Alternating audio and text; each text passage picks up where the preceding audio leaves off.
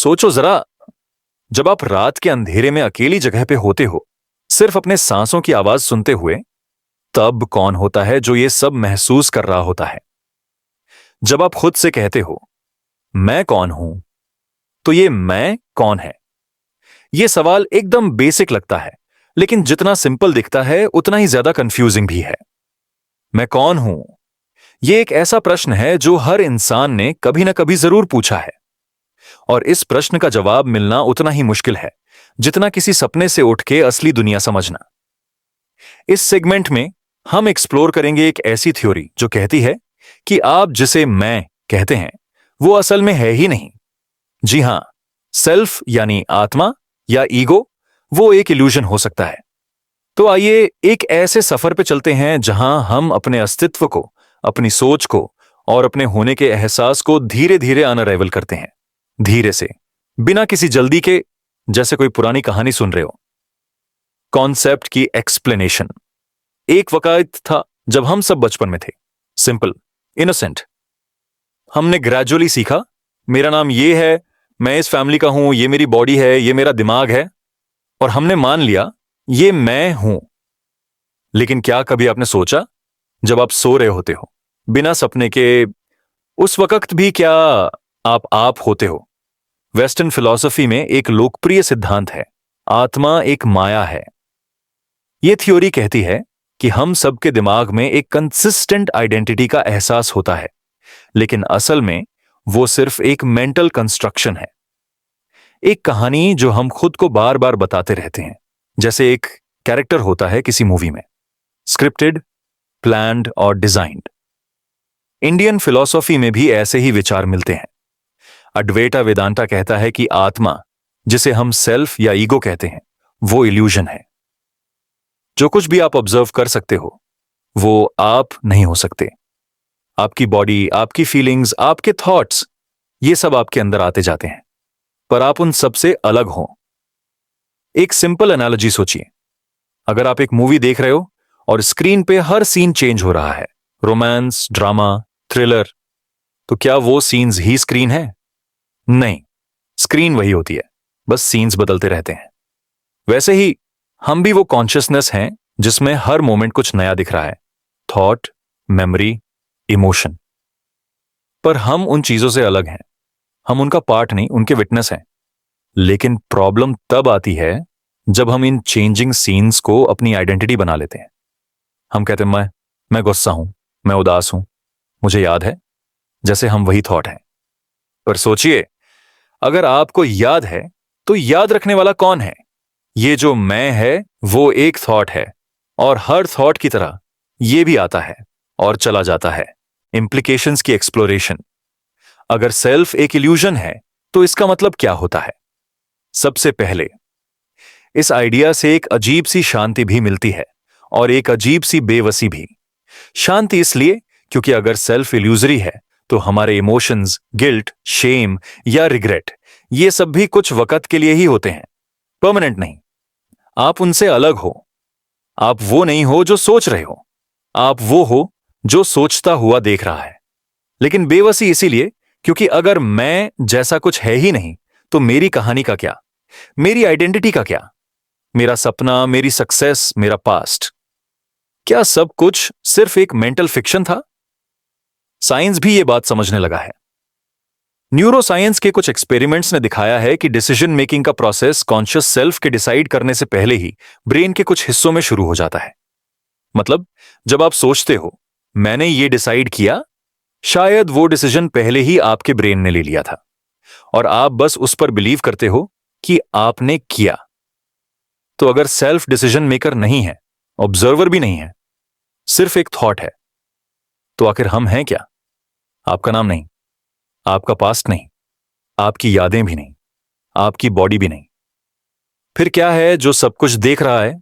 शायद सिर्फ अवेयरनेस, शुद्ध, साइलेंट और इटर्नल अवेयरनेस।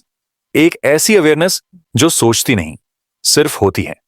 यही तो है वेदांता का सार, और यही है बुद्धिस्ट फिलॉसफी का एसेंस, अनाटा, यानी नो सेल्फ। यह कॉन्सेप्ट स्कैरी भी लग सकता है, जैसे किसी ने आपके अंदर का सेंट्रल कैरेक्टर हटा दिया हो। पर जब आप थोड़ा सा डीपली ब्रीथ करते हो और इस आइडिया में डूब जाते हो तो कुछ अजीब सा सुकून महसूस होता है, जैसे किसी ने आपके कंधों से कोई हैवी वेट हटा दिया हो। क्योंकि जब कोई सेल्फ नहीं तो कुछ प्रूव करने का प्रेशर नहीं, कोई इमेज मेंटेन करने की जरूरत नहीं, कोई कंपटीशन नहीं, सिर्फ एक गहरा शांत अवेयरनेस है जो बस ऑब्जर्व कर रही है, बिना जज किए, बिना चुने, बिना बदलने की चाहत के। Take a moment to reflect on this. क्या होता अगर आप अपने आप को गंभीरता से लेना बंद कर दें? क्या होता अगर आप खुद को सिर्फ एक खुला न्यूट्रल स्पेस समझ लें जहां थॉट्स आते हैं और जाते हैं बिना किसी ओनरशिप के? शायद ये थोड़ा अजीब लगे इनिशियली, लेकिन इस प्रैक्टिस से एक अजीब सी फ्रीडम मिलती है, जैसे आप एक स्पेक्टेटर बन जाते हो अपनी ही लाइफ के प्ले का। थोड़ा सा पॉज लीजिए, अपनी सांसों पे ध्यान दीजिए, महसूस कीजिए वो जो ऑब्जर्व कर रहा है उसका कोई रूप नहीं, कोई बाउंड्री नहीं, कोई नाम नहीं, वो सिर्फ अवेयरनेस है और वही आपका असली रूप हो सकता है। Transition to the next segment. अब जब हमने ये समझा कि सेल्फ एक इल्यूजन हो सकता है, चलिए अब उस थॉट से एक कदम और आगे चलते हैं। अगर हम खुद को पहचान ही नहीं सकते तो क्या हम जिस दुनिया को देख रहे हैं वो भी एक इल्यूजन हो सकती है?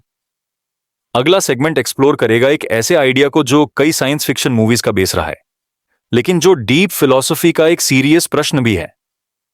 क्या हम एक सिमुलेशन में जी रहे हैं? तो अब थोड़ा रिलैक्स हो जाइए और तैयार हो जाइए अगले सफर के लिए, जहां हम रियलिटी को ही क्वेश्चन करेंगे। Let the mystery unfold. सोचिए, एक दिन आप सुबह उठते हैं, सब कुछ नॉर्मल लगता है, आपका बेड, आपकी चाय, आपकी फैमिली, सब कुछ। फिर आप फोन उठाते हैं, न्यूज देखते हैं और वहां लिखा होता है वैज्ञानिकों ने पुष्टि की, वास्तविकता एक सिमुलेशन है। थोड़ा पॉज लीजिए और सोचिए, अगर ऐसा सच में हो जाए तो क्या फील होगा?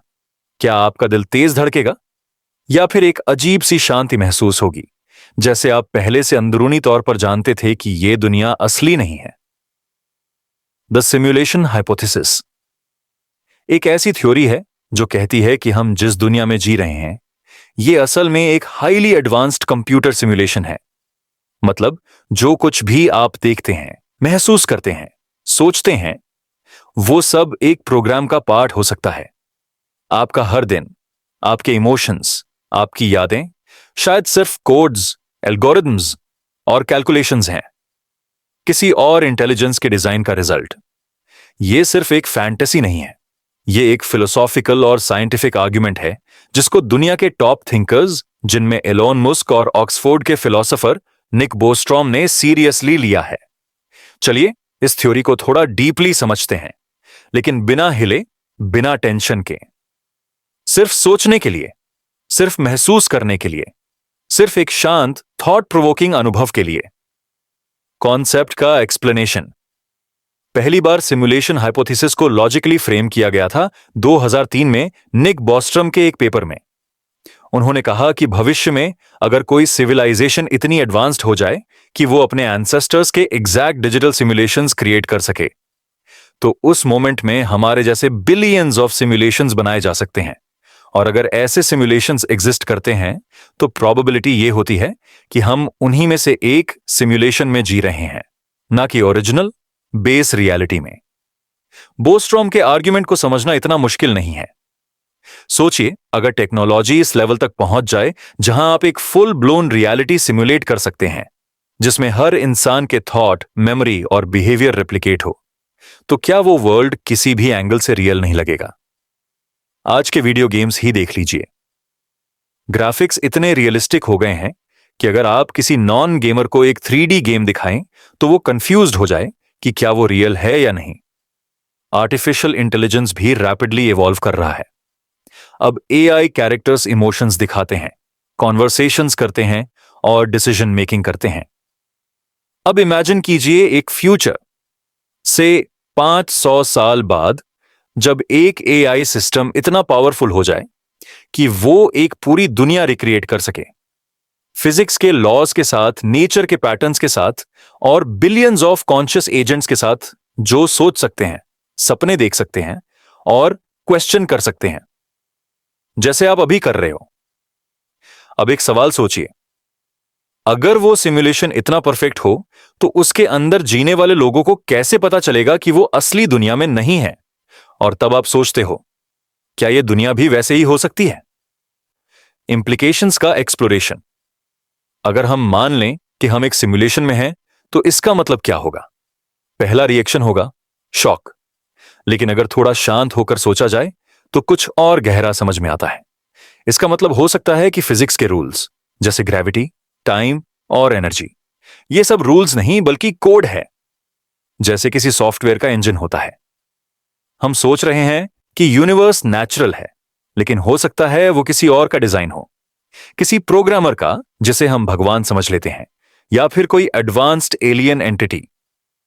हो सकता है कि आपके ड्रीम्स एक मेमोरी ग्लिच हो, डेजा व्यू एक प्रोग्रामेटिक एरर हो, कोइंसिडेंसेस किसी रैंडम नंबर जनरेटर के रिजल्ट्स हो सकता है कि जो लोग कभी कभी फ्यूचर प्रिडिक्ट कर लेते हैं, वो सिस्टम के इनर पैटर्न्स को इंट्यूटिवली समझ जाते हों, जैसे कोई एआई एल्गोरिदम जो अपने इनपुट्स को डीपली प्रोसेस कर रहा हो। इस हाइपोथेसिस का सबसे पावरफुल इफेक्ट यह है कि यह फ्री विल को भी क्वेश्चन करता है। अगर आप एक सिमुलेशन में हो तो आपके चॉइसेस, आपका गुस्सा, आपका प्यार, आपकी गिल्ट, सब प्री कोडेड हो सकता है।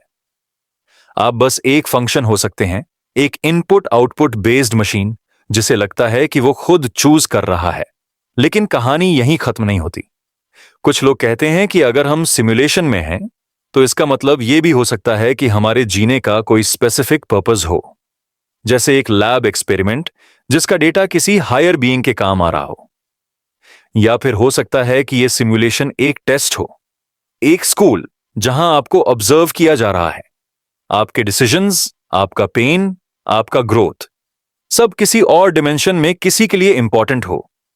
शायद यह सब एक सोल सिमुलेशन हो, जिसमें हर जन्म एक लेवल है, जैसे कोई वीडियो गेम, लेवल 1 से लेवल इन्फिनिटी तक।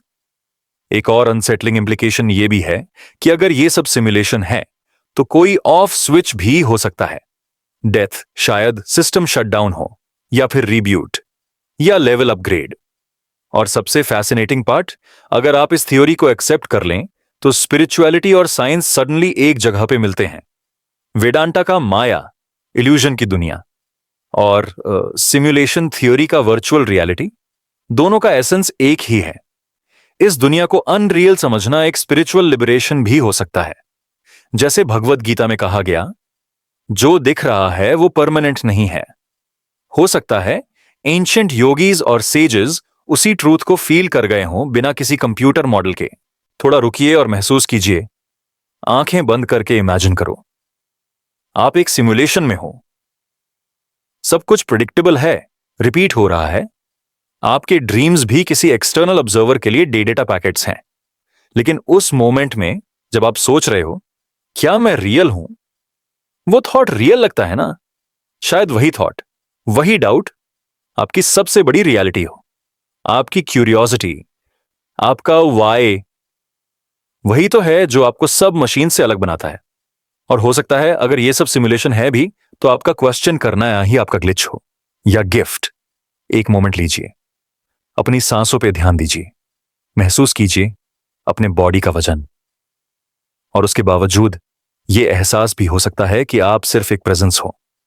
आपकी दुनिया, आपकी आइडेंटिटी एक ड्रीम जैसी महसूस होती है, काम, सॉफ्ट, फ्लोटिंग। शायद रियलिटी वही है जो आप महसूस करते हो जब आप सिर्फ होना महसूस करते हो। थॉट के पार, सिमुलेशन के पार, एक प्योर अवेयरनेस। अगले सेगमेंट की ओर ट्रांजिशन।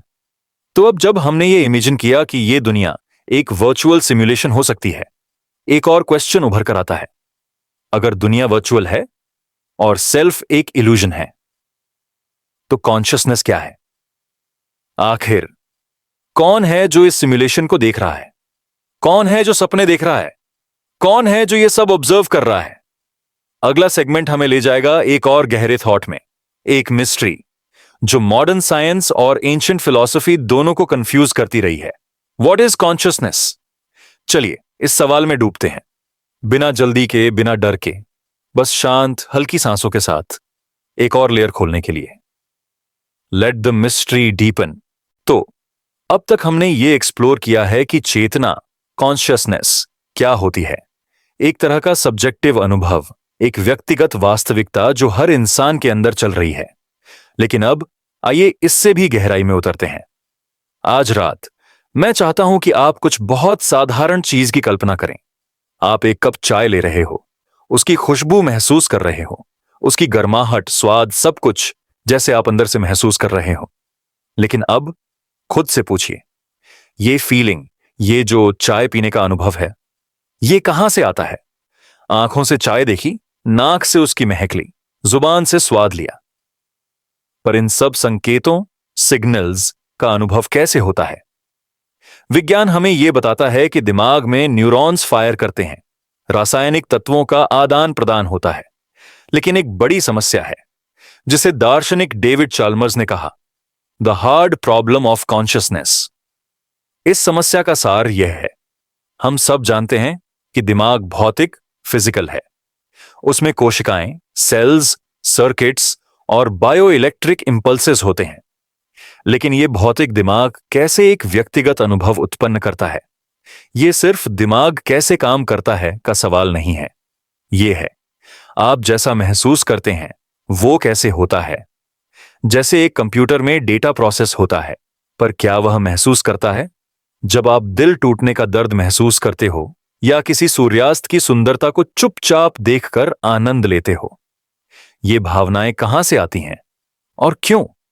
इसे कहते हैं क्वालिया, यानी व्यक्तिगत आत्म साक्षात्कार वाले अनुभवों की इकाइयां। जैसे एक गुलाब का लाल रंग या कोई पुराना गीत जो नॉस्टैल्जिया जगा देता है। हर इंसान के लिए यह अनुभव अलग होता है और विज्ञान अब तक इसका जवाब नहीं दे पाया है कि क्यों या कैसे। अब एक और उपमा सोचिए। एक रोबोट है जिसे प्रोग्राम किया गया है मुस्कुराने के लिए जब उसे चाय मिले। उसके सेंसर तापमान पहचानते हैं, उसका प्रोसेसर एक स्माइल का कमांड पास करता है। लेकिन क्या उस रोबोट ने वास्तव में चाय का आनंद लिया? अगर हम सिर्फ इनपुट्स और आउटपुट्स देखें तो लगता है हां, वो रिस्पॉन्ड कर रहा है, लेकिन उसके अंदर कोई फीलिंग तो नहीं हो रही। और यही है हार्ड प्रॉब्लम का केंद्र। कौन सा तंत्र, मैकेनिज्म चाहिए जो एक अनुभव को वास्तविक, रियल बनाता है? डेविड चाल्मर्स कहते हैं कि शायद हमें नए तरह के नियमों, लॉज की जरूरत है, साइकोफिजिकल लॉज, जो दिमाग के भौतिक प्रक्रियाओं को चेतना की आंतरिक दुनिया से जोड़ें। यह उतना ही अजीब है जितना आप सोच रहे हो। सोचिए, अगर किसी दिन आपको पता चले कि दिमाग एक रेडियो रिसीवर की तरह है और चेतना कोई बाहरी प्रसारण, एक्सटर्नल ब्रॉडकास्ट है जो हर दिमाग में अलग तरह से ट्यून होती है, तो आपका वास्तविकता का नजरिया कितना बदल जाएगा। और कुछ लोग इससे भी आगे जाते हैं। उठता है पैनासाइकिज्म का विचार, जो कहता है कि चेतना हर चीज में होती है, हर परमाणु, एटम में एक छोटी सी जागरूकता, अवेयरनेस से होती है। एक पत्थर, एक पेड़, एक पानी की बूंद, सब में थोड़ी सी भावना हो सकती है। यह विचार अजीब लगता है, लेकिन यह एक गंभीर दार्शनिक स्कूल है और यह कहीं ना कहीं यह समझाने की कोशिश करता है कि क्यों चेतना हर स्तर पर विकसित हो सकती है, बैक्टीरिया से लेकर मानव तक। लेकिन सबसे अलौकिक, ईरी बात यह है, अगर हमें कभी इस समस्या का हल मिल भी जाए तो क्या हम उसे सत्यापित, वेरीफाई कर पाएंगे? मान लीजिए कल कोई एआई वैज्ञानिक एक ऐसा मशीन बनाता है जो कहता है, मुझे दर्द महसूस हो रहा है। अब आप कैसे पता करेंगे कि वो सिर्फ प्रोग्राम्ड आउटपुट दे रहा है या वास्तव में दर्द महसूस कर रहा है? इसे कहते हैं ज़ॉम्बी प्रॉब्लम। कल्पना कीजिए, एक ऐसा प्राणी जो देखने में इंसान जैसा है, जो हर तरह से आपकी तरह व्यवहार करता है, लेकिन उसके अंदर कोई आत्म अनुभव, सब्जेक्टिव एक्सपीरियंस नहीं है। क्या आप उसे पहचान सकते हो? ये विचार प्रयोग, थॉट एक्सपेरिमेंट्स, सिर्फ सिद्धांत नहीं है। ये आपको मजबूर करते हैं सोचने पर कि आप क्या हो, एक जैविक मशीन या कुछ और, एक आत्मा या एक चेतना की धारा जो न्यूरॉन्स में फंसी है। इस वार्तालाप में एक और ट्विस्ट है। कई न्यूरोसाइंटिस्ट कहते हैं कि चेतना एक इमर्जेंट प्रॉपर्टी है, जैसे पानी की गीलापन, वेटनेस, अणुओं में नहीं होती पर उनका संगठन गीलापन उत्पन्न करता है। वैसे ही न्यूरॉन्स के संगठन से चेतना प्रकट होती है। लेकिन फिर वही सवाल, अगर यह इतना सरल होता तो क्या हम मशीनों में ये चीज पहले से पैदा नहीं कर चुके होते? एक और दृष्टिकोण कहता है इंटीग्रेटेड इंफॉर्मेशन थियरी, जहां चेतना को मापने की कोशिश होती है एक गणितीय मान, मैथमेटिकल वैल्यू से, जिसे फाई पीएचआई कहते हैं।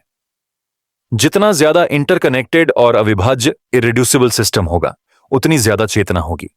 लेकिन तब भी यह सिर्फ संरचना, स्ट्रक्चर को परिभाषित करता है, अनुभव, एक्सपीरियंस को नहीं। अब चलिए थोड़ा विराम लें, सांस अंदर खींचिए और सोचिए, जब आप खुद से कहते हो मैं हूं, तो वो मैं कौन है?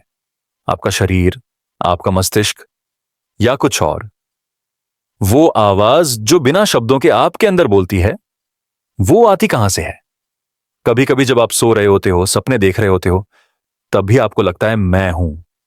जब आप मेडिटेटिव स्टेट में होते हो या किसी ट्रांस में, तब भी वो आई बना रहता है। तो क्या चेतना समय और स्थान से मुक्त है? क्या वो सिर्फ दिमाग की बाय प्रोडक्ट है, या कुछ ऐसा जो हर चीज के नीचे छुपा हुआ है? शायद इसलिए कई दार्शनिक कहते हैं कि हम शायद अल्टीमेट रियलिटी तक कभी नहीं पहुंच सकते, क्योंकि वो वास्तविकता हमें हमारी चेतना के फिल्टर से ही दिखती है। आप दुनिया को वैसे देखते हो जैसे आप अनुभव करते हो, न कि जैसी वो वास्तव में है। और अब हम फिर से पहुंचे हैं एक अजीब निष्कर्ष तक। हो सकता है कि चेतना ही सबकी आधार परत, बेस लेयर हो, और जो कुछ भी है, समय, स्थान, ऊर्जा, पदार्थ, सब उसी के ऊपर प्रोजेक्ट हो रहा है। एक तरह का रिवर्स पर्सपेक्टिव। इसका मतलब आप कोई जीव नहीं हो जो चेतना विकसित करता है। आप चेतना हो जो एक जीव का भ्रम, इल्यूजन देख रही है। ये सब सिर्फ सिद्धांत नहीं है, ये थॉट एक्सपेरिमेंट्स नहीं है, ये एक निमंत्रण है एक और गहरी दुनिया में जाने का, जहां हर विचार, हर भावना, हर क्षण एक खिड़की है उस चेतना की ओर जो पूरे ब्रह्मांड के ताने बाने, फैब्रिक में बनी हो सकती है। एक पल लीजिए, सब कुछ शांत होने दीजिए, आंखें बंद कीजिए और अपने अंदर की आवाज को सुनिए। वो आवाज जो भौतिक नहीं है, लेकिन वास्तविक है। वो आवाज जिसे कोई और सुन नहीं सकता, पर आप उसमें जीते हो। वही चेतना है, वही रहस्य है, वही हार्ड प्रॉब्लम है, और शायद वही अंतिम सत्य, अल्टीमेट रियलिटी भी। जब हम अगले अध्याय में जाएंगे, हम एक्सप्लोर करेंगे एक और डरावना और मंत्रमुग्ध कर देने वाला विचार। क्या वास्तविकता एक भ्रम है, या सब कुछ एक सिमुलेशन है, एक क्राफ्टेड डिजिटल माया जिसमें हम फंस गए हैं? लेकिन पहले आइए इस अनुभव के साथ कुछ देर बैठते हैं। एक गहरी सांस लीजिए और इस सवाल को अपने साथ लेकर चलिए। अगर आप सब कुछ देख सकते हो, तो वो आप कौन हो जो देख रहा है? आइए जानें इस चेतना की यात्रा के अगले अध्याय में। रात के इस शांत समय में, जब हर तरफ एक सुकून भरी ठंडक फैल चुकी है, चलिए आज एक और अनोखी थॉट जर्नी पर चलते हैं। एक ऐसी जर्नी जो आपको अपने हर ऑब्जर्वेशन पर, हर याद पर, हर लम्हे पर दोबारा सोचने पर मजबूर कर देगी। आज का सवाल यह है, क्या ये दुनिया जो आपको इतनी रियल लगती है, जो आपको दर्द देती है, खुशी देती है, जो आपकी जिंदगी के हर पल का हिस्सा है, क्या ये रियल है? या फिर क्या हो सकता है कि सब कुछ एक इल्यूजन हो? एक इल्यूजन जिसे किसी ने डिजाइन किया हो। इस आइडिया को कहते हैं द सिम्युलेशन हाइपोथेसिस। इस थॉट एक्सपेरिमेंट का फाउंडेशन आया एक फिलोसोफर से, निक बोस्ट्रोम। बोस्ट्रोम ने कहा, अगर टेक्नोलॉजी एक दिन इतनी एडवांस्ड हो गई कि हम रियलिस्टिक वर्चुअल वर्ल्ड्स बना सकें जिनमें कॉन्शियस बीइंग्स एग्जिस्ट कर सकें, तो क्या गारंटी है कि हम खुद एक ओरिजिनल वर्ल्ड में रह रहे हैं? सोचिए, आप एक वीडियो गेम खेल रहे हो, एक ऐसा गेम जिसमें कैरेक्टर्स कॉम्प्लेक्स हैं, उनके अपने गोल्स हैं, इमोशंस हैं, रिएक्शंस हैं। अब फ्यूचर में अगर ऐसे एआई बन गए जो सेल्फ अवेयर हो जाएं, जो सोच सकें, फील कर सकें, क्या वो कैरेक्टर्स अपने वर्ल्ड को रियल समझेंगे? और क्या उनमें से कोई कभी ये रियलाइज कर पाएगा कि वो सिर्फ एक सिमुलेशन का हिस्सा हैं? अब आप अपने आसपास देखिए, अपना हाथ उठाइए, उसकी डिटेल्स को देखिए, स्किन, वेन्स, वार्मथ। अब सोचिए, क्या हो सकता है कि ये सब कुछ एक कोड हो, एक डिजिटल इल्यूजन जिसमें हर टच, हर स्मेल, हर टेस्ट एक प्री प्रोग्राम्ड रिस्पॉन्स हो? अगर ऐसा है तो हु इज द प्रोग्रामर? क्या ये कोई भविष्य की सभ्यता है? क्या हमारे क्रिएटर्स भी इंसान थे, या फिर कोई और इंटेलिजेंट एंटिटी? अब ये सिर्फ इमेजिनेशन नहीं है, ये थ्योरी काफी सीरियस लोग डिस्कस करते हैं। इलॉन मस्क ने एक बार कहा था कि there is a billion to 1 chance that we are living in base reality. मतलब उनके मुताबिक पॉसिबिलिटी ज्यादा ये है कि हम सिमुलेशन में हैं और ओरिजिनल रियलिटी कुछ और ही है। आप पूछ सकते हो, अगर ये सब सिमुलेशन है तो इसका एविडेंस क्या है? चलिए थोड़ा डीपर जाते हैं। पहला क्लू आता है गणित। यूनिवर्स का स्ट्रक्चर बहुत मैथमेटिकल है। प्लैनेट्स की मूवमेंट्स, एटम्स के बिहेवियर, लाइट का ट्रैवल, सब कुछ एक प्रिसाइज मैथमेटिकल पैटर्न फॉलो करता है, एक कोडर जैसा पूर्णता। अब सोचिए, अगर यूनिवर्स एक कंप्यूटर प्रोग्राम है तो ऑब्वियसली वो गणितीय नियमों से ही चलेगा, जैसे किसी सॉफ्टवेयर का सोर्स कोड। क्वांटम फिजिक्स में भी ऐसे साइंस मिलते हैं। जब आप किसी क्वांटम पार्टिकल को ऑब्जर्व करते हो, वो एक स्पेसिफिक स्टेट में फिक्स हो जाता है। लेकिन जब आप ऑब्जर्व नहीं करते, वो मल्टीपल स्टेट्स में एग्जिस्ट करता है। यह कहना मुश्किल होता है कि वो पार्टिकल है भी या नहीं। क्या हो सकता है कि यूनिवर्स ऑप्टिमाइज करता हो प्रोसेसिंग पावर को, जैसे कोई वीडियो गेम जिसमें ग्राफिक्स सिर्फ उस एरिया में लोड होते हैं जहां प्लेयर देखता है, बाकी जगह ब्लर या इनएक्टिव होती है ताकि रिसोर्सेस वेस्ट ना हो। क्वांटम वर्ल्ड भी कुछ ऐसा ही बिहेव करता है। जब तक आप देख नहीं रहे, पार्टिकल डिफाइंड स्टेट में नहीं होता। जैसे रियलिटी उसी वक्त रेंडर होती हो जब कोई ऑब्जर्व करता है। एक और ईरी आइडिया, यूनिवर्स में इंफॉर्मेशन का लिमिट होना। थ्योरेटिकल फिजिक्स कहते हैं कि किसी भी एरिया में limited amount of information store हो सकती है। जैसे एक ब्लैक होल के सरफेस पे इंफॉर्मेशन का स्टोरेज लिमिट होता है। यह कॉन्सेप्ट एक तरह का कॉस्मिक हार्ड ड्राइव जैसा फील देता है, जिसमें रियलिटी का डेटा स्टोर हो रहा हो। और फिर आता है ग्लिचेस। कई लोगों ने लाइफ में स्ट्रेंज कोइंसिडेंसेस, डेजा व्यू या रिपीटिंग पैटर्न्स एक्सपीरियंस किए हैं। कभी कभी आपको लगता है कि कोई स्पेसिफिक सिचुएशन पहले भी हो चुकी है, एग्जैक्ट सेम वे। क्या यह किसी मेमोरी का लीकेज है, या फिर एक glitch in the matrix?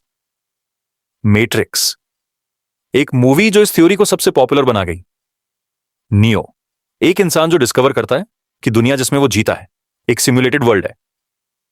Real world उस सिमुलेशन के बाहर एग्जिस्ट करता है, जहां इंसान एक मशीन ड्रिवन सिस्टम में कैप्टिव है। मैट्रिक्स सिर्फ साईफाई नहीं है, वो एक मेटाफोर है उस जगह का जहां आप और मैं एग्जिस्ट कर रहे हैं, बिना जाने की रियलिटी क्या है। अब आप शायद सोच रहे होंगे, अगर यह सब सच है तो क्या फर्क पड़ता है? फर्क पड़ता है क्योंकि अगर आपका वर्ल्ड सिमुलेशन है तो आपकी आइडेंटिटी क्या है? क्या आपका सोल भी सिमुलेटेड है? क्या फ्री विल एक इल्यूजन है? क्या डेथ का मतलब सिर्फ एक प्रोग्राम का शटडाउन होना है?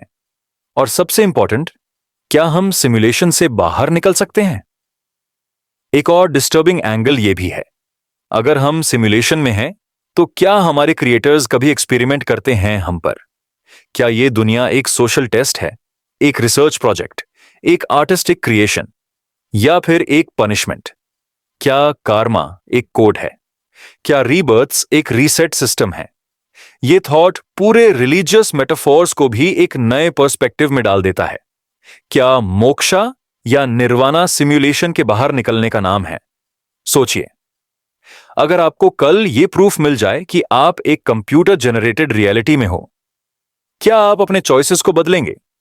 क्या आप दुनिया को उसी तरह देखोगे, या फिर आप पहले से ही एक डीपर रियलिटी की लॉन्गिंग में हो, बिना यह जाने कि आप किस प्रिजन में हो? और सबसे फिलोसॉफिकल क्वेश्चन यह है, अगर सिमुलेशन भी रियल लगता है और उसमें इमोशंस, दर्द, प्यार सब महसूस होते हैं, तो क्या वो लेस रियल है? रियलिटी का मतलब क्या है? अगर एक सपना इतना पावरफुल हो कि उसमें आप जिंदगी जी लो, तो क्या वो सपना भी एक तरह की जिंदगी नहीं? यही डिलेमा है सिमुलेशन हाइपोथेसिस का।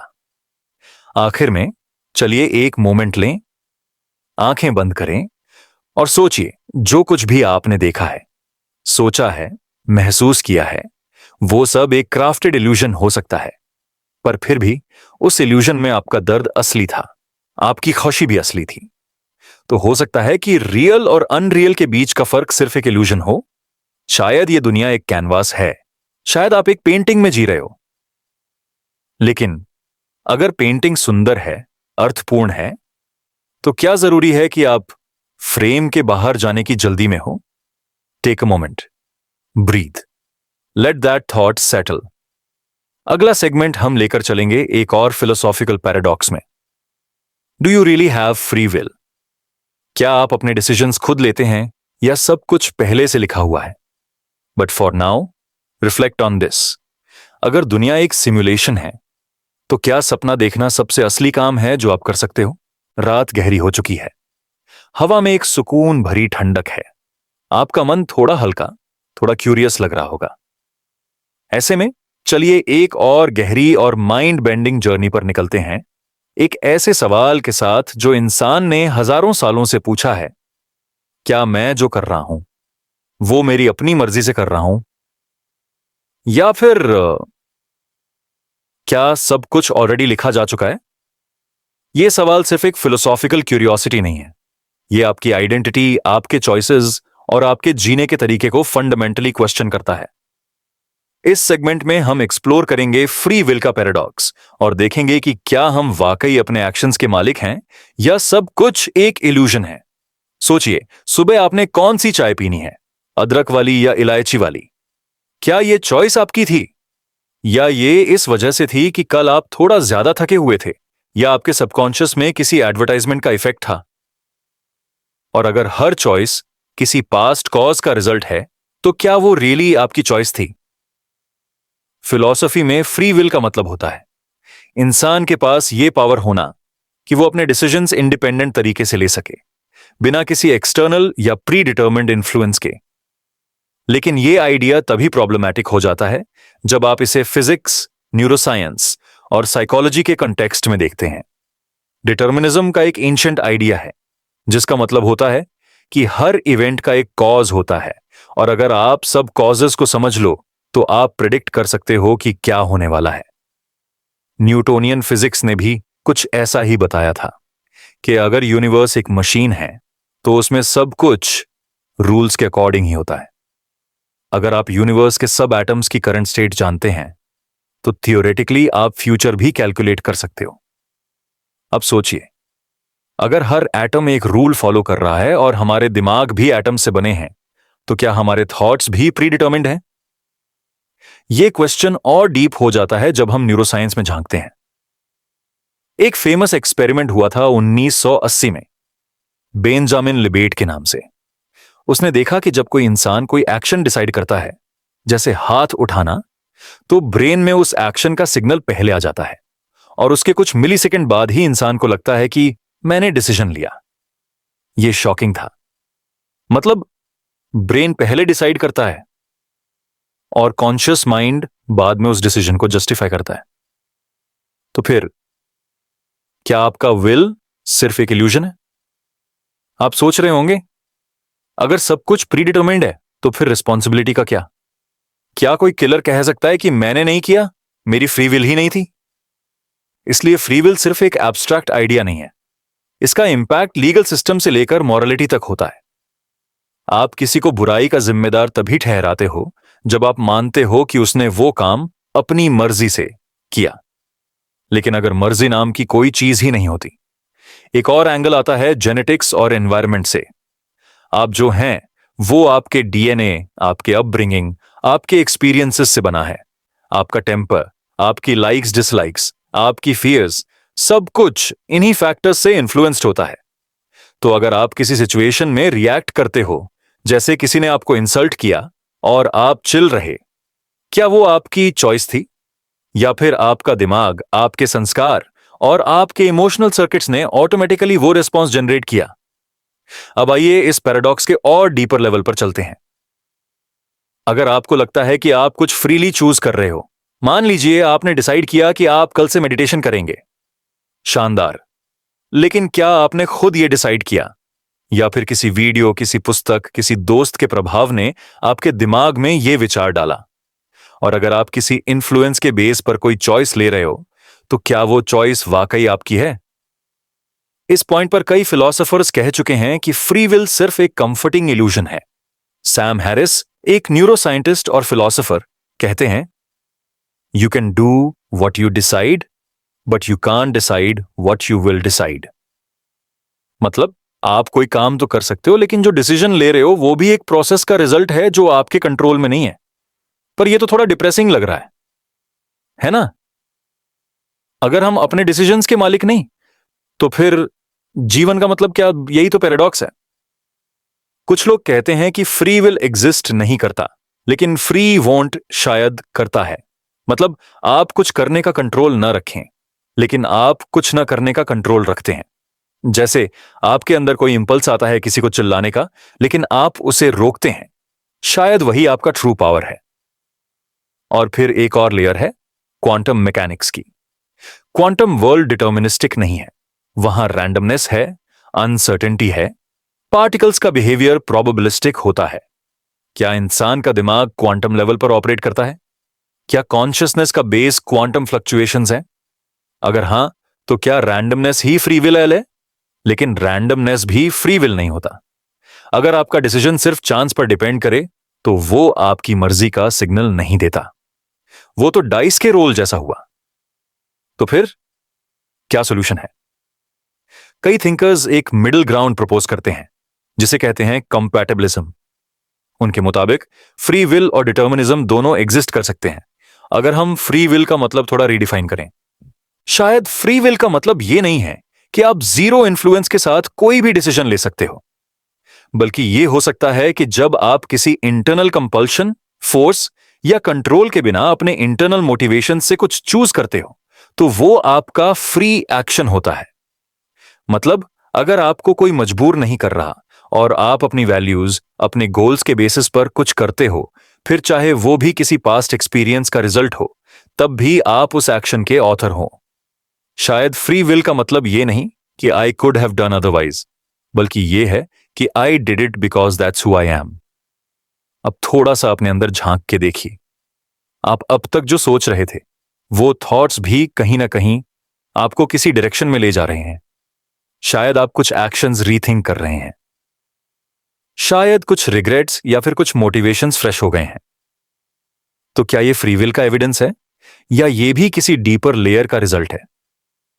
इस पैराडॉक्स की ब्यूटी यह है कि यह एक ऐसी टनल है जिसका कोई डेफिनेट एंड नहीं। हर आंसर एक और क्वेश्चन को जन्म देता है, हर रीजनिंग एक और कॉन्ट्रडिक्शन खोलती है। लेकिन यह जर्नी, यह सोचना, यह ऑब्जर्व करना, शायद वही सच्चा एक्ट ऑफ फ्रीडम है। शायद जब आप पॉज लेते हैं, अपने रिएक्शन को एनालाइज करते हैं और कॉन्शियसली चूज करते हैं कि आप कैसे रिस्पॉन्ड करेंगे, वही मोमेंट ऑफ अवेयरनेस ही आपका असली फ्री विल है।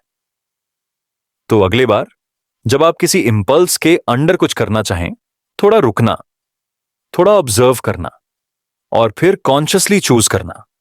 शायद वही एक साइलेंट रिबेलियन है उस डिटर्मिनिस्टिक यूनिवर्स के अगेंस्ट। आखिर में चलिए आंखें बंद करें और अपने अंदर एक गहरा सा सुकून महसूस करें। शायद कोई और इस स्क्रिप्ट को सुन रहा हो, लेकिन उसका रिस्पॉन्स अलग होगा। क्या वो रिस्पॉन्स प्री डिटर्मिन्ड है या उसके पास चॉइस है? क्या आपके पास भी अभी एक चॉइस है इस थॉट को कैरी करने की या इसे यहीं छोड़ देने की? Take a moment and let that settle. अगले सेगमेंट में हम एक्सप्लोर करेंगे एक और unsettling idea, what if time doesn't really exist? क्या समय सिर्फ एक इल्यूजन है? क्या पास्ट, प्रेजेंट और फ्यूचर एक ही फ्रेम में फ्रोजन है? बट फॉर नाउ सोचिए, अगर आपकी हर चॉइस आपके दिमाग के अंदर होने वाले अनंत कॉजेस का रिजल्ट है, तो क्या आप फिर भी अपने आप को जान सकते हो? रात के इस खामोश लम्हे में जब आप अपनी आंखों को धीरे धीरे बंद करने जा रहे हैं, एक सवाल आपके मन में आ सकता है, क्या वक्त वाकई अस्तित्व में है? आप सोच रहे होंगे, वक्त तो सबके लिए होता है, सुबह से शाम तक चलने वाला यह लगातार बहने वाला प्रवाह जो हमें एक पल से दूसरे पल तक ले जाता है। लेकिन क्या यह हमारी सोच का एक भ्रम है? क्या वक्त सिर्फ एक ऐसी कहानी है जो हम अपने दिमाग के अंदर बनाते हैं ताकि हम अपनी जिंदगी को समझ सकें?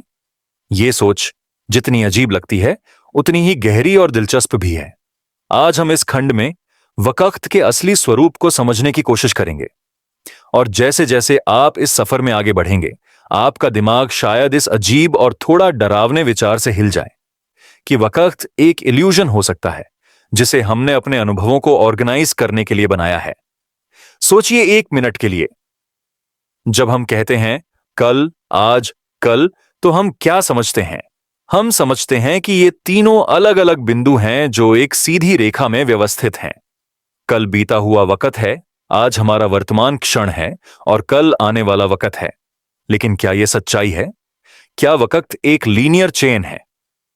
आइजैक न्यूटन, जिसने क्लासिकल फिजिक्स को परिभाषित किया, उसने सोचा कि वक्त एक ऐसी नदी की तरह है जो कांस्टेंट स्पीड से बहती है, बिना किसी रुकावट के। न्यूटन के लिए वक्त स्पेस के साथ एक स्वतंत्र डिमेंशन था, जैसे एक यूनिवर्सल क्लॉक जो हर जगह एक जैसी चलती थी। लेकिन फिर अल्बर्ट आइंस्टीन आए, जिन्होंने हमारी समझ को हिलाकर रख दिया। आइंस्टीन की थ्योरी ऑफ रिलेटिविटी ने बताया कि वक्त फिक्स्ड नहीं है। वक्त की गति हर जगह अलग हो सकती है, और यह निर्भर करता है कि आप कितनी तेज यात्रा कर रहे हैं या कितनी ग्रेविटी में फंसे हुए हैं। यह तो हम समझ गए कि वक्त एक एब्सोल्यूट कंसेप्ट नहीं है। लेकिन इससे भी अजीब बात यह है कि वैज्ञानिक कहते हैं कि वक्त शायद एक इल्यूजन है, एक मेंटल कंस्ट्रक्ट। इस विचार को समझने के लिए एक उदाहरण सोचिए। जब आप सपने देखते हैं तो आपके सपने में आपको वक्त का एहसास होता है। आपको लगता है कि कल हुआ, आज है, कल होगा। लेकिन जब आप जागते हैं तो समझते हैं कि वो सब एक इल्यूजन था। सपनों में भी आपका दिमाग एक सीक्वेंस क्रिएट करता है, एक टाइमलाइन बनाता है। क्या हो अगर हमारी जागती जिंदगी में भी कुछ ऐसा ही हो? दार्शनिक जैसे इम्मानुएल कांट ने कहा था कि वक्त और स्पेस हमारे दिमाग के फ्रेमवर्क हैं, यानी हमारे सेंसरी एक्सपीरियंस को अरेंज करने के तरीके हैं। वक्त वास्तविकता का एक फीचर नहीं, बल्कि हमारी परसेप्शन का एक टूल है। एक और अजीब और प्रसिद्ध प्रयोग है जिसे क्वांटम फिजिक्स में ब्लॉक यूनिवर्स थ्योरी या इटर्नलिज्म कहते हैं। इस सिद्धांत के मुताबिक पास्ट, प्रेजेंट और फ्यूचर एक ही जगह पर एक साथ मौजूद होते हैं। हम सिर्फ अपनी कॉन्शियसनेस के साथ प्रेजेंट मोमेंट को अनुभव करते हैं, लेकिन यूनिवर्स में सब टाइम पॉइंट्स एक साथ होते हैं। यह कॉन्सेप्ट सुनकर आपका दिमाग थोड़ा हिल सकता है। मतलब आपका कल और आपका आज एक ही जगह फ्रोजन है, जिसे आप सीक्वेंशियली एक्सपीरियंस कर रहे हैं, जैसे एक फिल्म की रील जिस पर सब फ्रेम एक साथ चिपके होते हैं, और आप उस फिल्म को एक एक फ्रेम देखकर समझने की कोशिश कर रहे हैं। इस थ्योरी के हिसाब से टाइम ट्रैवल भी थियोरेटिकली पॉसिबल है, क्योंकि पास्ट और फ्यूचर एक ही जगह हैं, सिर्फ हमारी कॉन्शियसनेस के व्यू पॉइंट से अलग नजर आते हैं। अब आप सोच रहे होंगे, अगर वक्त ही इल्यूजन है तो फिर हमारे जीवन के डिसीजंस, घटनाएं या जो कुछ भी हम कर रहे हैं, उनका क्या मतलब है? यह सोच थोड़ी सी फ्राइटनिंग हो सकती है। अगर कल, आज और कल सब एक ही जगह हैं, तो क्या हम अपनी जिंदगी की कहानी के लेखक हैं, या यह कहानी पहले से लिखी हुई है? आप अपनी सांसों की धड़कन सुनते हैं, एक रिदम जो लगातार चल रहा है, पर हो सकता है कि यह रिदम भी एक इल्यूजन हो जो आपके दिमाग ने बनाया है ताकि आपको लग सके कि वक्त फ्लो कर रहा है। आपके दिमाग में न्यूरॉन्स के सिग्नल्स एक सीक्वेंस में आते हैं, जिससे आपको कंटिन्यूटी का एहसास होता है। तो आप खुद एक स्टोरी टेलर हैं, और आपका दिमाग आपके जीवन को एक कहानी की तरह अरेंज करता है, जिसमें शुरुआत, मध्य और अंत होते हैं। फिर भी यह कहानी आपको अपने अस्तित्व का एहसास देती है। दार्शनिकों ने इस बात पर भी चर्चा की है कि क्या वक्त सिर्फ एक ह्यूमन एक्सपीरियंस है? जैसे हमें रंग दिखते हैं, टेस्ट होता है, वैसे ही हम वक्त को फील करते हैं। लेकिन क्या हम इंसान के अलावा कोई और प्राणी भी वक्त को वैसे ही समझते हैं? शायद नहीं। शायद वक्त एक ऐसा फिल्टर है जो हमारी कॉन्शियसनेस के लिए बना है, ताकि हम अपनी एग्जिस्टेंस को समझ सकें। और जब हम सोचते हैं, समझते हैं, तो हम वक्त के इल्यूजन के अंदर ही फंसे हुए होते हैं। अगर वक्त एक इल्यूजन है, तो इसका एक और अजीब इंप्लीकेशन है कि हमारा पास्ट जो हम सोचते हैं वो सच्चा नहीं हो सकता। हमारी यादों का स्ट्रक्चर भी दिमाग के अंदर रिकंस्ट्रक्ट किया हुआ है। मतलब जो चीजें हम पास्ट के रूप में याद करते हैं वो हर बार थोड़ी सी बदल जाती हैं। आपने कभी नोटिस किया होगा कि जब आप अपनी बचपन की यादों को सोचते हैं तो वो हर बार थोड़ा अलग लगती है। कभी वो ज्यादा सुखद लगती हैं, कभी थोड़ी दुखी। तो क्या पास्ट भी एक फ्लूइड कॉन्सेप्ट है, एक ऐसी मेमोरी जो वक्त के अंदर फिक्स्ड नहीं है? इसी तरह जो चीजें फ्यूचर के बारे में हम सोचते हैं वो भी हमारी इमेजिनेशन है। हम सोचते हैं कि हम कुछ प्लान्स करेंगे, कुछ करना चाहेंगे, लेकिन ये सब पॉसिबिलिटीज हैं, नॉट फिक्स्ड रियलिटीज। वक्त एक इल्यूजन है, तो हम अपने प्रेजेंट मोमेंट के साथ कैसे रिलेट करते हैं? क्या हम अपने प्रेजेंट को सच्चा समझ सकते हैं? बौद्ध धर्म कहता है कि प्रेजेंट मोमेंट ही सच्चा है। पास्ट और फ्यूचर सिर्फ दिमाग के कंस्ट्रक्ट्स हैं। और जब हम पूरी तरह प्रेजेंट में होते हैं तो वक्त का इल्यूजन टूट जाता है। वो एक मोमेंट होता है जब आप सिर्फ अपनी सांसों, अपनी बॉडी के सेंसेशंस, अपने आसपास के एनवायरनमेंट को महसूस करते हैं, बिना किसी जजमेंट या इंटरप्शन के।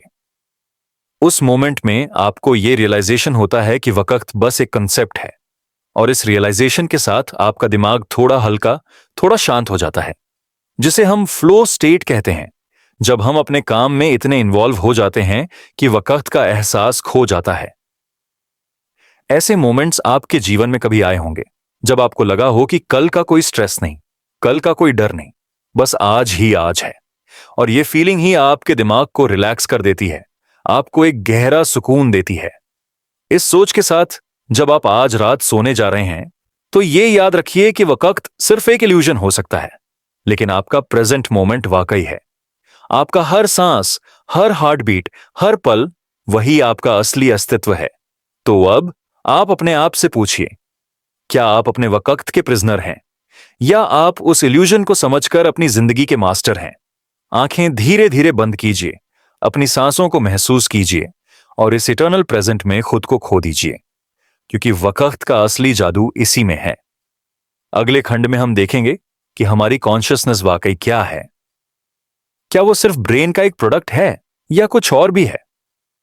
पर अभी के लिए इस मोमेंट में रहिए और अपने आप को टाइम के इस गहरे सागर में तैरते हुए महसूस कीजिए। रात के उस सुकून भरे पल में जब आप अपने आप को धीरे धीरे सोने की तरफ ले जा रहे हैं, एक सबसे बड़ा, सबसे गहरा सवाल आपके मन में उठ सकता है। कॉन्शियसनेस क्या है और कैसे हम इतने कॉम्प्लेक्स इमोशंस, सोच और एक्सपीरियंसेस फील कर पाते हैं? यह सवाल उतना ही पुराना है जितना इंसान की अपनी सोच और जिंदगी। फिलोसोफर्स, साइंटिस्ट्स और सोचने वाले हमेशा इस बात से परेशान रहे हैं कि हमारी कॉन्शियसनेस का असली नेचर क्या है। इस प्रॉब्लम को आज हम the hard problem of consciousness कहते हैं। आप सोच रहे होंगे, क्या यह प्रॉब्लम इतनी हार्ड क्यों है? चलिए मैं आपको इसके बारे में एक कहानी सुनाता हूं। सोचिए, आपके दिमाग के अंदर बिलियंस न्यूरॉन्स हैं जो सिग्नल्स भेजते हैं और रिसीव करते हैं।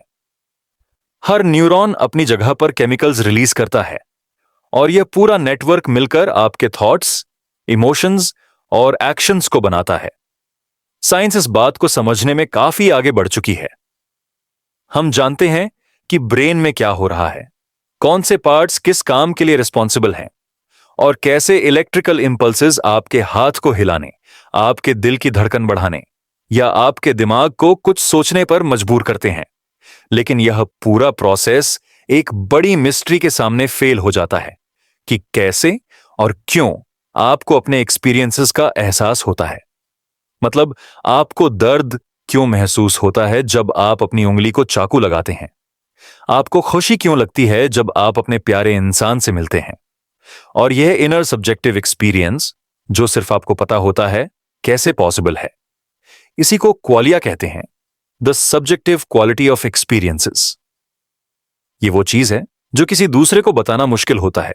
जैसे एक लाल रंग को आप कितना भी डिस्क्राइब कर लो, पर जिस तरह आप उस रेड को देखते हैं वह सिर्फ आपको ही पता होता है। यह जो पर्सनल एक्सपीरियंस है उसका साइंटिफिक एक्सप्लेनेशन इतना सिंपल नहीं है। डेविड चॉल्मर्स, जो एक फेमस फिलोसोफर हैं, उन्होंने इसे हार्ड प्रॉब्लम ऑफ कॉन्शियसनेस कहा, क्योंकि यह प्रॉब्लम इतनी कॉम्प्लेक्स और मिस्टीरियस है कि इसका कोई स्ट्रेट फॉरवर्ड आंसर नहीं मिलता। अब थोड़ी देर सोचिए, अगर आप एक मशीन होते जैसे कोई रोबोट या कंप्यूटर जो आपके जैसे कॉम्प्लेक्स कैलकुलेशंस कर सकता, तो क्या उस मशीन को भी अपने एक्सपीरियंसेस फील होते? क्या वो खुशी, दर्द, प्यार या दिमागी थॉट्स का एहसास कर सकता? यह सवाल बहुत ही परेशान करने वाला है।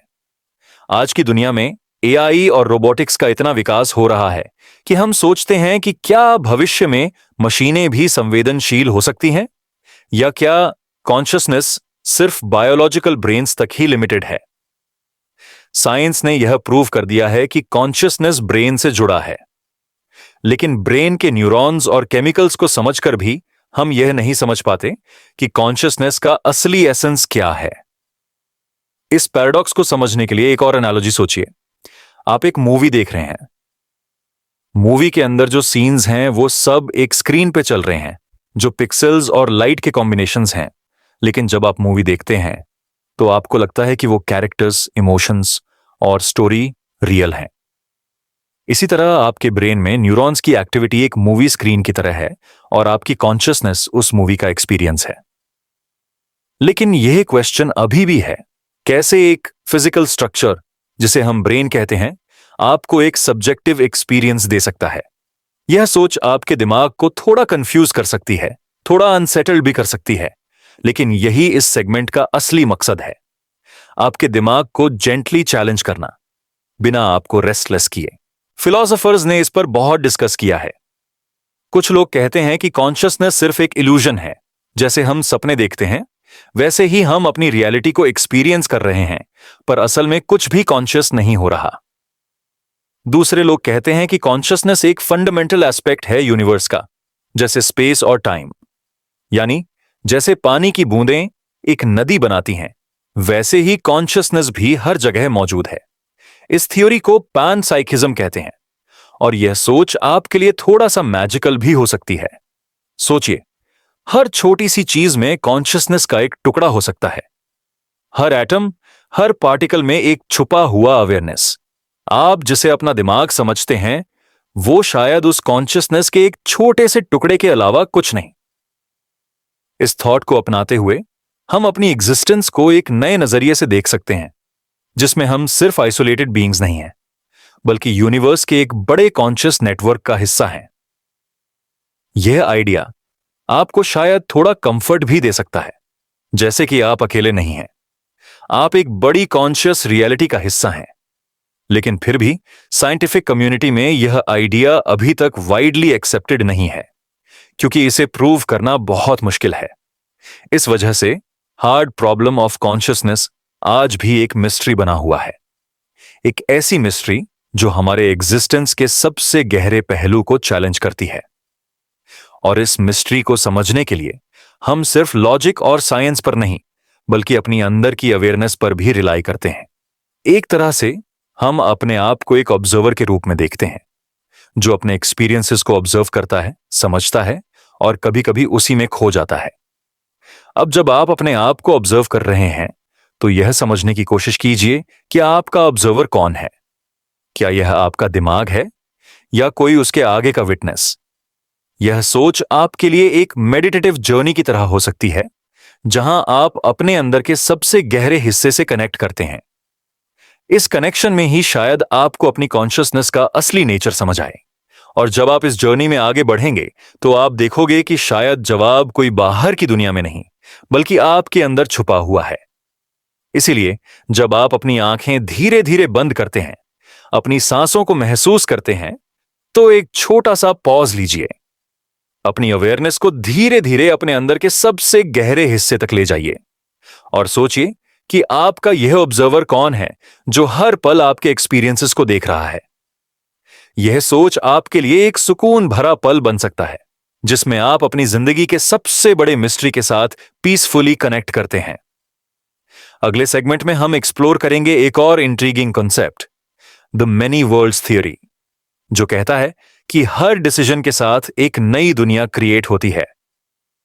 पर अभी के लिए इस शांत और गहरी सोच के साथ अपने आप को रिलैक्स कीजिए और अपने अंदर के उस ऑब्जर्वर से मिलने का आनंद लीजिए, क्योंकि कॉन्शियसनेस का असली राज शायद इसी कनेक्शन में छुपा है।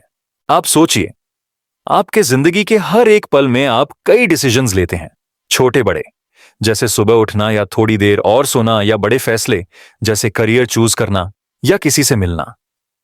क्या यह पॉसिबल है कि हर एक डिसीजन के बाद एक नई दुनिया क्रिएट हो जाए, जहां आपका दूसरा वर्जन उस डिसीजन के अलग नतीजे के साथ जिंदा हो? यह आइडिया शायद आपको कहानी जैसा लगे, जैसे साईफाई मूवीज में होता है, लेकिन ये many world's theory quantum physics के एक रियल सीरियस कंसेप्ट पर बेस्ड है। इस थ्योरी ने दुनिया भर के साइंटिस्ट्स, फिलोसोफर्स और थिंकर्स को हैरान कर दिया है, और आपके दिमाग को भी जेंटली चैलेंज कर सकती है। चलिए शुरू करते हैं इस मिस्ट्री की कहानी से। आपने कभी सोचा है कि क्वांटम पार्टिकल्स जैसे इलेक्ट्रॉन्स कभी कभी अपनी स्टेट एक साथ दो अलग अलग फॉर्म्स में रखते हैं? इस फिनोमेनॉन को सुपरपोजिशन कहते हैं। मतलब एक पार्टिकल एक ही वक्त में दो जगह हो सकता है, या दो स्टेट्स में सिमल्टेनियस एग्जिस्ट कर सकता है, जैसे एक कॉइन फ्लिप में दोनों हेड्स और टेल्स एक साथ हों। लेकिन जब हम उन पार्टिकल्स को ऑब्जर्व करते हैं तो वो तुरंत एक डेफिनेट स्टेट में आ जाते हैं। ये चीज क्वांटम फिजिक्स की सबसे अजीब बात है, ऑब्जर्वर इफेक्ट, जिसमें ऑब्जर्वेशन खुद रियलिटी को बदल देता है। इस पैराडॉक्स को समझाने के लिए 1957 में फिजिसिस्ट ह्यू एवरेट ने एक थ्योरी प्रपोज की, जिसे मेनी वर्ल्ड्स इंटरप्रिटेशन कहते हैं। उन्होंने कहा कि जब भी एक क्वांटम इवेंट होता है जिसमें कई पॉसिबिलिटीज हो सकती हैं, सभी पॉसिबिलिटीज एक साथ अलग अलग पैरेलल वर्ल्ड्स में सच होती हैं। मतलब हर पॉसिबल आउटकम अपने एक अलग दुनिया में एग्जिस्ट करता है। ये सोचिए, हर बार जब आप कोई चॉइस करते हैं या कोई इवेंट होता है, पूरी रियलिटी एक नई डायरेक्शन में स्प्लिट हो जाती है, और अलग अलग वर्ल्ड्स में अलग अलग वर्जन्स ऑफ यू एग्जिस्ट करते हैं। आपका एक वर्जन जो आज इस वीडियो को देख रहा है, दूसरा वर्जन हो सकता है जो शायद अभी सो रहा हो या फिर कोई और डिसीजन ले रहा हो। यह आइडिया आपके लिए थोड़ा ओवरवेलमिंग हो सकता है, क्योंकि यह हमारी रियलिटी की एक नई एक्सपेंसिव अंडरस्टैंडिंग को लेकर आता है। सोचिए, आप जिस दुनिया में हैं वो एक infinite number of parallel realities का सिर्फ एक हिस्सा है। इसका मतलब यह भी है कि आपकी जिंदगी के हर छोटे बड़े पल के इन्फिनिट वेरिएशंस कहीं ना कहीं एग्जिस्ट कर रहे हैं। अब थोड़ा सोचिए, अगर यह सच है तो इसका आपके जीवन और आपके डिसीजंस पर क्या मतलब है? क्या इसका मतलब है कि आपके हर एक एक्शन का कोई असली कॉन्सिक्वेंस नहीं? क्या हर गलत डिसीजन भी किसी पैरेलल वर्ल्ड में सही हो सकता है, या फिर यह आपको अपने चॉइसेस की रिस्पॉन्सिबिलिटी से दूर कर देता है? ये सवाल आपके दिमाग में डाउट ला सकते हैं, लेकिन इसी अनसर्टेनिटी में ब्यूटी भी है। मेनी वर्ल्ड्स थियरी हमारी रियलिटी को एक नए पर्सपेक्टिव से देखने पर मजबूर करती है। एक ऐसी रियलिटी जिसमें हर पॉसिबिलिटी, हर ऑल्टरनेट आउटकम एक जगह सच होता है। इस थ्योरी को समझने के लिए एक छोटी सी कहानी सोचिए। एक बार एक आदमी था जिसका नाम अर्जुन था। अर्जुन को जिंदगी के छोटे छोटे डिसीजंस पर हमेशा सोचने का शौक था। एक दिन जब वो ट्रेन में सफर कर रहा था, उसने सोचा कि अगर उसने अपने घर से पहले निकलते वक्त एक अलग रास्ता चुना होता तो उसकी जिंदगी कैसी होती। वो इमेजिन करने लगा कि एक पैरेलल वर्ल्ड में उसका एक और वर्जन है जो उसी दिन एक अलग रास्ता पकड़ता है, और उसके जिंदगी में बिल्कुल अलग लोग, अलग एक्सपीरियंसेस आते हैं। यह सोचकर अर्जुन का मन हल्का सा बहला। उसे लगा कि हर डिसीजन के साथ वो कई वर्जन्स में एग्जिस्ट कर रहा है जो अपनी अपनी जिंदगी जी रहे हैं। और इस थ्योरी के अनुसार ये वर्जन्स रियल हैं, ना कि सिर्फ इमेजिनेशन। आज जब आप अपनी जिंदगी की कॉम्प्लेक्सिटी को देखते हैं तो ये थॉट आपको एक सुकून भी दे सकता है। शायद जो भी आप सोचते हैं, जो भी आप फील करते हैं, वो सिर्फ एक पॉसिबिलिटी है, और यूनिवर्स की अनंत पॉसिबिलिटीज में आप हमेशा एक बहुत बड़ा खेल खेल रहे हैं। लेकिन मेनी वर्ल्ड्स थ्योरी का एक और पहलू है जो सोचने पर मजबूर करता है। क्या आप अपने पैरेलल वर्जन्स के साथ कभी कनेक्ट कर सकते हैं? क्या हमारा कॉन्शियसनेस भी हर एक पैरेलल दुनिया में एग्जिस्ट करता है, या हर वर्जन अलग अलग इंडिपेंडेंट है? इस बात पर आज भी कई साइंटिफिक और फिलोसॉफिकल डिबेट्स चल रही हैं। कुछ लोग कहते हैं कि हमारा अवेयरनेस सिर्फ एक ही दुनिया तक सीमित है जिसमें हम फिजिकली एग्जिस्ट करते हैं। कुछ दूसरे लोग बिलीव करते हैं कि शायद हमारा कॉन्शियसनेस एक मल्टीवर्स के अंदर डिफ्यूज है। मतलब हम अपने अलग अलग वर्जन्स के साथ एक तरह से कनेक्टेड हैं, बस हम उस कनेक्शन को समझ नहीं पाते। सोचिए आपका दिमाग कितना कॉम्प्लेक्स है, और जितनी मिस्ट्रीज क्वांटम फिजिक्स में हैं, उससे ज्यादा मिस्ट्रीज आपके अपने दिमाग के अंदर भी छुपी हैं। आप अपने खुद के दिमाग को एक यूनिवर्स समझ सकते हैं। जिस तरह यूनिवर्स में अनंत गैलेक्सीज हैं, वैसे ही दिमाग में अनंत न्यूरॉन्स और पॉसिबिलिटीज हैं। हर न्यूरॉन एक तरह से एक डिसीजन पॉइंट है, जिससे आपका अवेयरनेस बन रहा है। मेनी वर्ल्ड्स थ्योरी को समझने के लिए आप एक और सोच सकते हैं कि हर बार जब आप कुछ फील करते हैं या सोचते हैं, आप एक यूनिवर्स में हैं जहां यह फीलिंग रियल है, और दूसरे यूनिवर्स में वो फीलिंग अलग है। ये सोच आपको एग्जिस्टेंशियल डेप्थ में ले जाती है, जहां आप अपने आप से, अपनी रियलिटी से और अपनी जिंदगी से बहुत गहरी जुड़ाव महसूस करते हैं। और जब आप इस गहराई में जाते हैं, तो आप धीरे धीरे ये समझने लगते हैं कि आप सिर्फ एक इंसान नहीं, बल्कि अनंत पॉसिबिलिटीज का एक हिस्सा हैं। इस थॉट को अपनाते हुए आपके लिए यह ज्यादा आसान हो जाता है कि आप अपनी जिंदगी के छोटे मोटे स्ट्रेस को छोड़ दें। क्योंकि अगर हर चीज एक इन्फिनिट पॉसिबिलिटीज का खेल है, तो शायद कुछ भी परमानेंट या फिक्स्ड नहीं। यह सोच आपको थोड़ा रिलैक्सेशन दे सकती है, एक तरह की स्पिरिचुअल फ्रीडम। आप अपनी सोच को धीरे धीरे इस रियलिटी के अनंत पहलुओं में घुमा सकते हैं, बिना किसी डर के। और जब आप ऐसे सोचेंगे, तो आप देखेंगे कि जिंदगी के कॉम्प्लेक्स और कंफ्यूजिंग मोमेंट्स भी एक अलग रोशनी में चमकने लगते हैं। इसीलिए आज के इस सेगमेंट में हमने एक्सप्लोर किया कि कैसे क्वांटम फिजिक्स के मेनी वर्ल्ड्स थियरी हमें अपनी जिंदगी, अपनी चॉइसेस और अपनी रियलिटी के बारे में नए नजरिए से सोचने पर मजबूर करता है। एक दुनिया में आप इस वीडियो को देख रहे हैं, शायद आपका एक और वर्जन कहीं और है, जो एक बिल्कुल अलग जिंदगी जी रहा है। यह सोच के आप एक गहरी शांत जगह पर पहुंच जाते हैं, जहां आपके माइंड को ना सिर्फ रिलैक्सेशन मिलता है, बल्कि वो नए क्वेश्चंस के लिए भी तैयार होता है। क्योंकि जैसे हर रात नई सुबह का प्रॉमिस लेकर आती है, वैसे ही हर दुनिया अपनी कहानी लेकर आती है। अब जब आप अपनी आंखों को धीरे धीरे बंद कर रहे हैं, तो एक बार फिर अपने अंदर के इन्फिनिट पॉसिबिलिटीज को महसूस कीजिए, और इस शांत सोच के साथ अपने आप को एक गहरी नींद की तरफ ले चलिए, जहां आपके सपने भी शायद नए पैरेलल वर्ल्ड्स के दरवाजे खोलते हैं। अगले सेगमेंट में हम जाएंगे एक और माइंड बेंडिंग टॉपिक की तरफ, the brain in a what thought experiment, जिसमें हम सोचेंगे कि क्या हमारी रियलिटी सिर्फ एक इल्यूजन हो सकती है। पर अभी के लिए इस गहरी और सोचने वाली शांति को अपने अंदर बसाइए और अपनी सांसों की धुन में खो जाइए, क्योंकि ये रात, ये पल और ये सोच आपको अपने असली अस्तित्व के करीब ले जा रही है। जरा सोचिए एक पल के लिए, आपकी पूरी दुनिया का अनुभव, जो आप अपनी आंखों से देखते हैं, जो आप अपने हाथों से छूते हैं, जो आपके दिमाग में हर पल चल रहा है, सब कुछ एक बड़े भ्रम या सिमुलेशन का हिस्सा हो सकता है। आपकी जिंदगी, आपकी यादें, हर वो चीज जो आप सच समझते हैं, शायद असल में असली ना हो।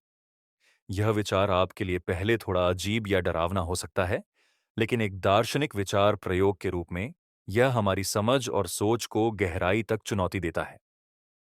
इस विचार प्रयोग का नाम है the brain in a VAT.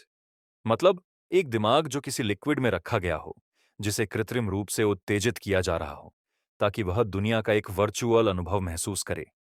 आप समझ सकते हैं कि यह एक तरह का साइंस फिक्शन आइडिया है, लेकिन दर्शन शास्त्र में यह हमारी सोच के सबसे बड़े सवालों में से एक है कि क्या हमारी वास्तविकता सच में रियल है।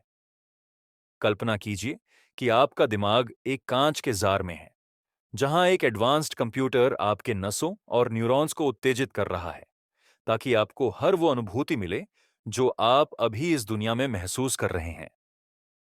आपका दिमाग बिना किसी भौतिक दुनिया के एक वर्चुअल वर्ल्ड को रियलिटी समझ रहा है। इस प्रयोग को समझाने के लिए हम एक कहानी के जरिए इस बात को एक्सप्लोर करते हैं। एक बार एक वैज्ञानिक ने अपने ब्रेन को एक वेट में डाल दिया। उस वेट में एक एडवांस कंप्यूटर था, जो उसके दिमाग को हर तरह का सेंसर इनपुट दे रहा था। वह हर चीज, हर अनुभव जिसे वह पहले जानता था, एकदम असली लग रहा था। वैज्ञानिक को पता भी नहीं था कि वह असली दुनिया में नहीं, सिर्फ एक सिमुलेशन में जी रहा है।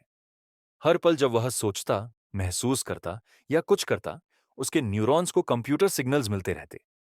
उसके लिए हर चीज रियल थी। पेड़, आसमान, लोग, दोस्ती, दुख, खुशी, सब कुछ। लेकिन असली में उस वैज्ञानिक का दिमाग एक लिक्विड में था, बिना किसी असली संपर्क के दुनिया से। इस कहानी के जरिए यह सवाल हमारे सामने आता है, क्या हम भी एक ब्रेन इन ए रिवैट हो सकते हैं? क्या हमारी रियलिटी असली है या सिर्फ एक भ्रम? आप थोड़ा रुक कर सोचिए, अपने आसपास की चीजों को देखिए।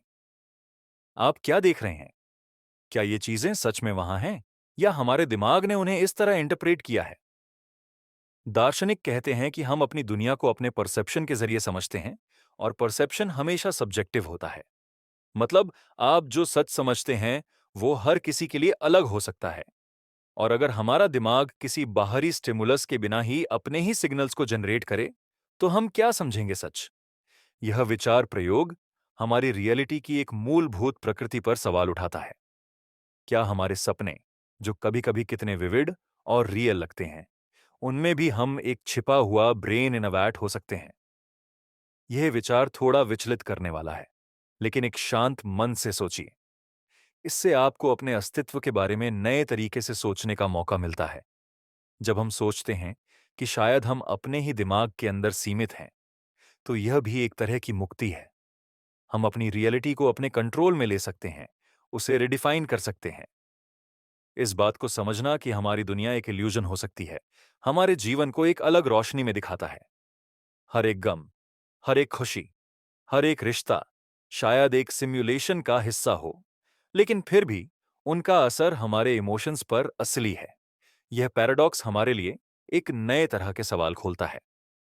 अगर सब कुछ इल्यूजन है, तो हमारी फीलिंग्स, हमारी चॉइसेस, हमारा दर्द क्या मायने रखते हैं? दार्शनिक कहते हैं कि इस विचार प्रयोग को समझने के बाद भी हमें अपनी जिंदगी को पूरी ईमानदारी और सच्चाई से जीना चाहिए। क्योंकि चाहे हम एक ब्रेन इन अ वैट ही क्यों ना हो, हमारा अनुभव हमारे लिए सबसे असली चीज है, और इसी अनुभव को स्वीकार करना हमारी असली ताकत है। सोचिए, आपने अब तक कितनी बार अपने दिमाग की सीमाओं को पुश किया है, नए विचार एक्सप्लोर किए हैं? यह ब्रेन इन अ वैट प्रयोग आपको यही प्रेरणा देता है, अपनी रियलिटी के लिमिट्स से आगे सोचने के लिए।